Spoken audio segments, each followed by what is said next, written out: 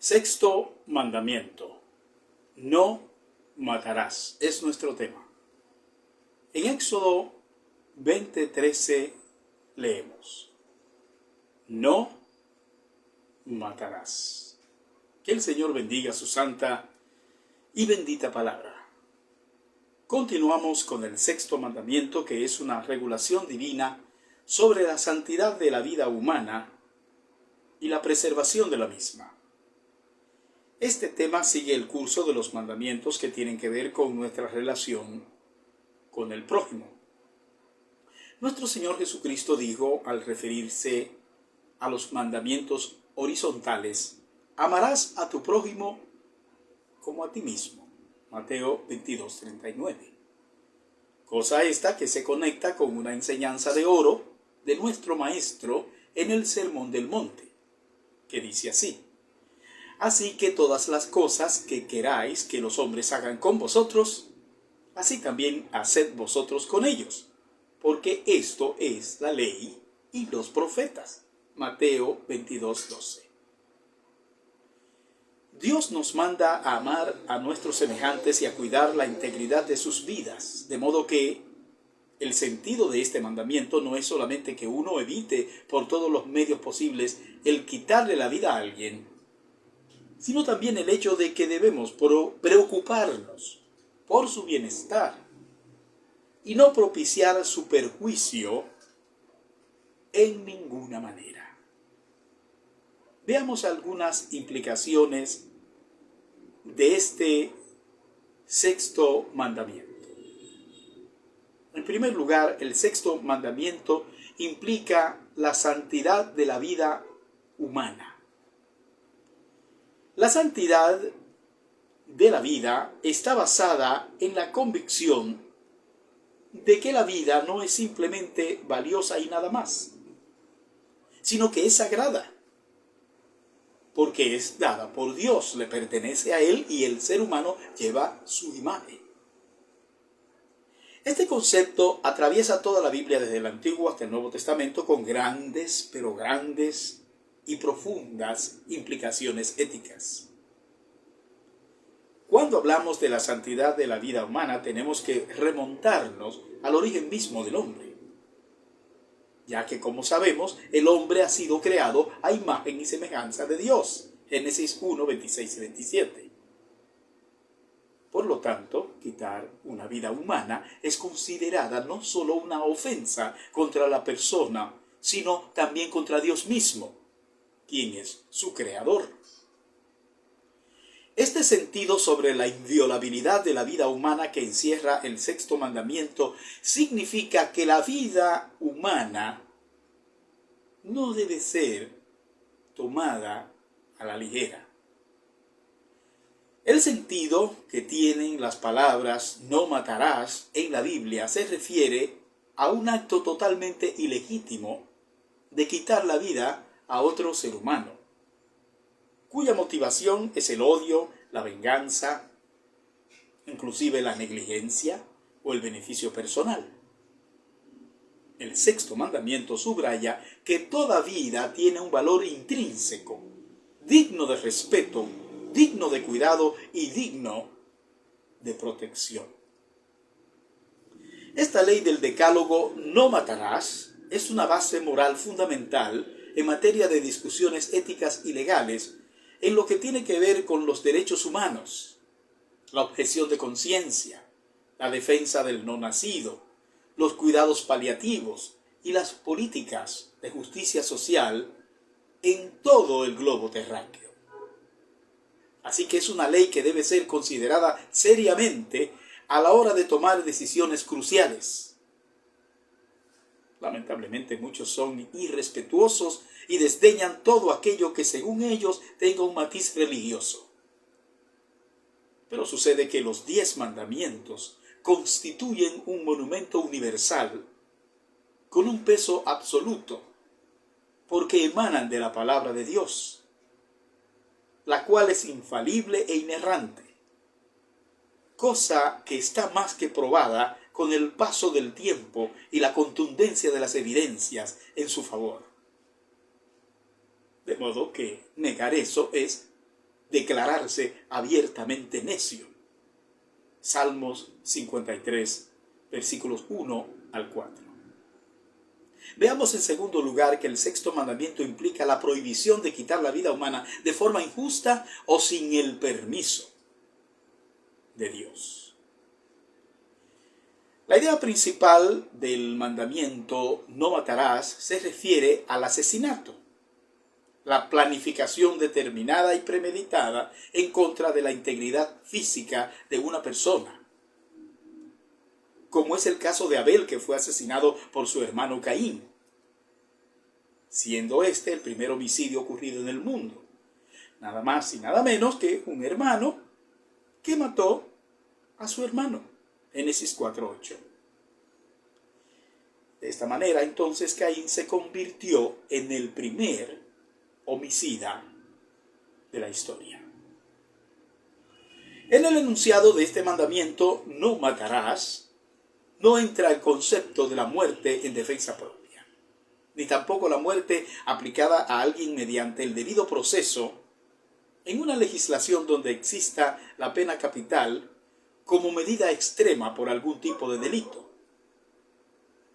De esto habla el apóstol Pablo en Romanos 13, versículos 1 al 7, donde establece hasta dónde puede llegar la aplicación de la ley por parte de los magistrados, los cuales son referidos en las Escrituras como servidores de Dios en la aplicación de la justicia terrenal.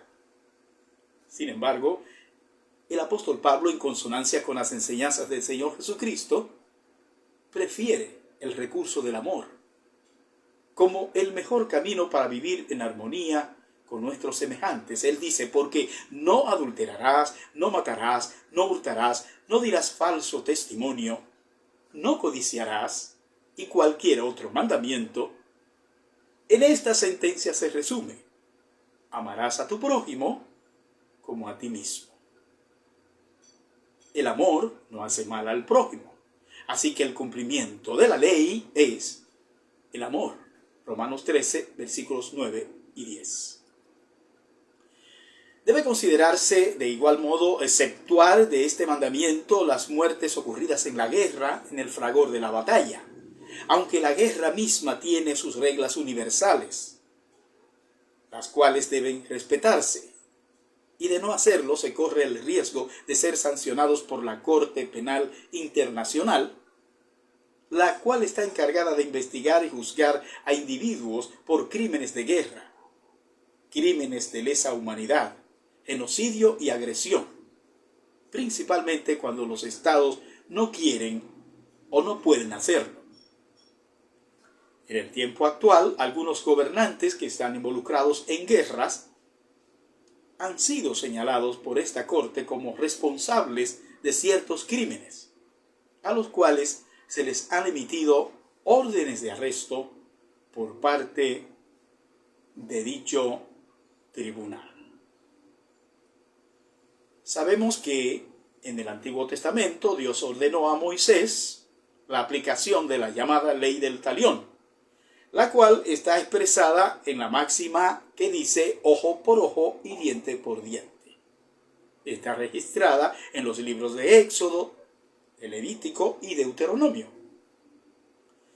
Leamos el siguiente texto para ver lo concerniente a esta ley. Dice así: mas si hubiere muerte, entonces pagarás vida por vida, ojo por ojo, diente por diente, mano por mano, pie por pie, quemadura por quemadura, herida por herida, golpe por golpe. Éxodo 21, versículos 23 al 25. Esta era una ley que ya se aplicaba en otras legislaciones más antiguas, como es el caso del Código de Hammurabi. En los registros bíblicos se entiende que esta ley procuraba limitar la venganza desmedida, estableciendo un límite a la retribución.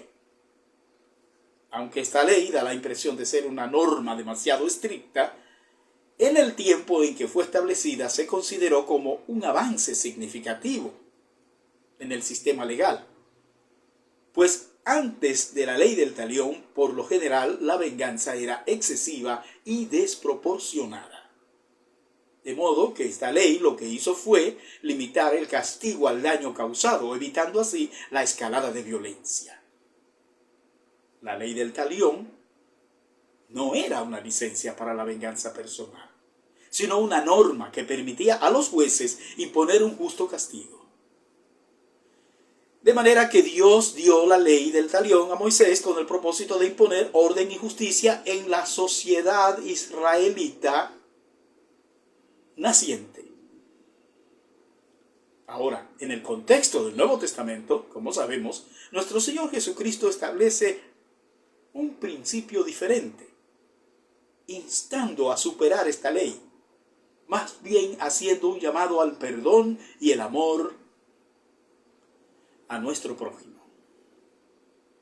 Finalmente, veamos que el sexto mandamiento implica cualquier tipo de sentimiento, idea o propósito de dañar al prójimo.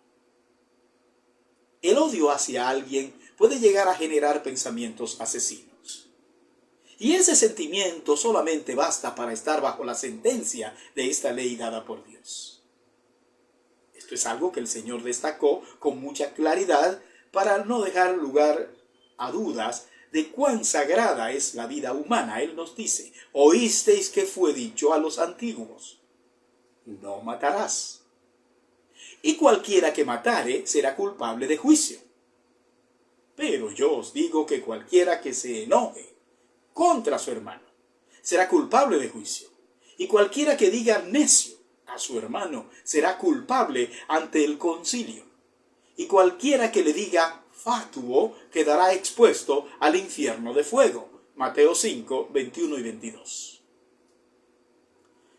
Así que al destacar nuestro Señor Jesús el alcance de esta ley, es necesario que entendamos que esta ley protege al ser humano desde antes de nacer.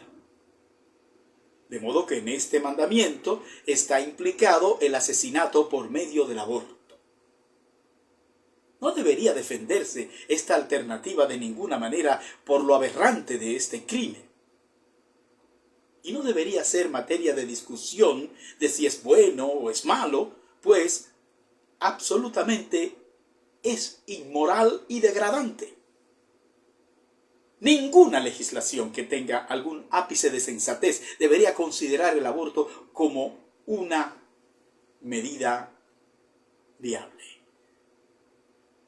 Hoy en día también se propicia la famosa eutanasia o muerte asistida.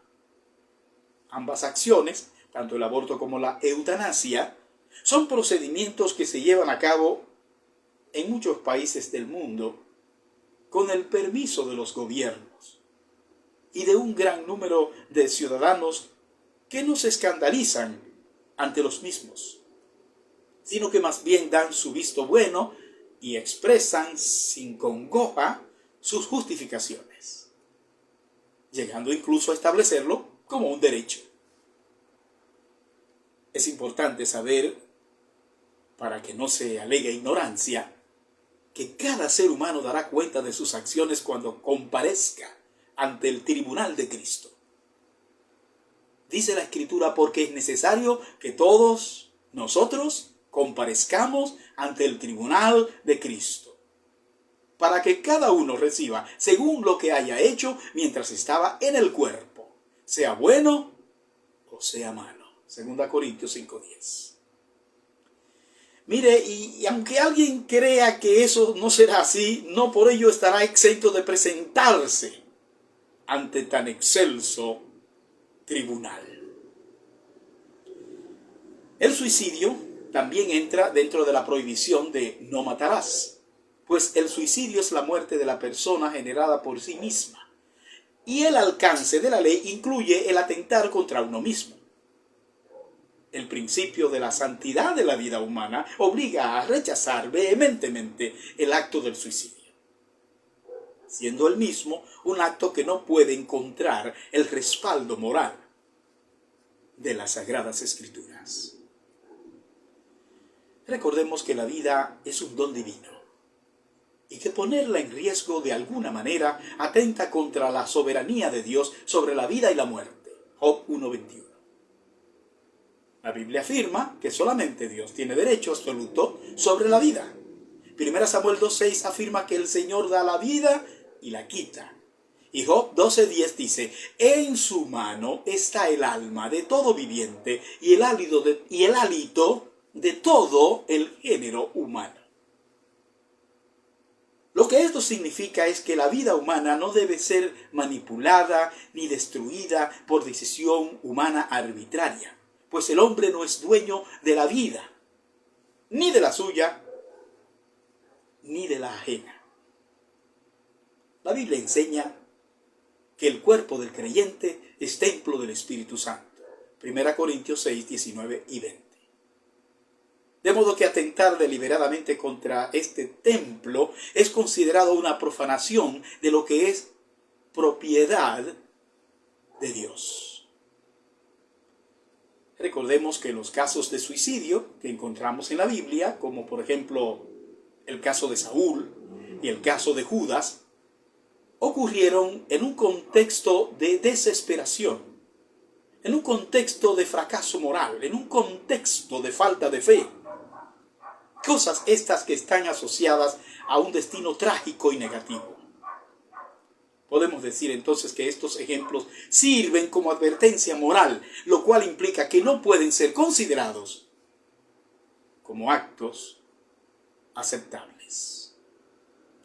Creemos que en circunstancias difíciles de la vida, como creyentes, tenemos el reto de asistir a las personas en sus aflicciones, procurando brindar toda la ayuda necesaria para evitar desenlaces dolorosos y bochornosos relacionados con el suicidio. Dios te bendiga.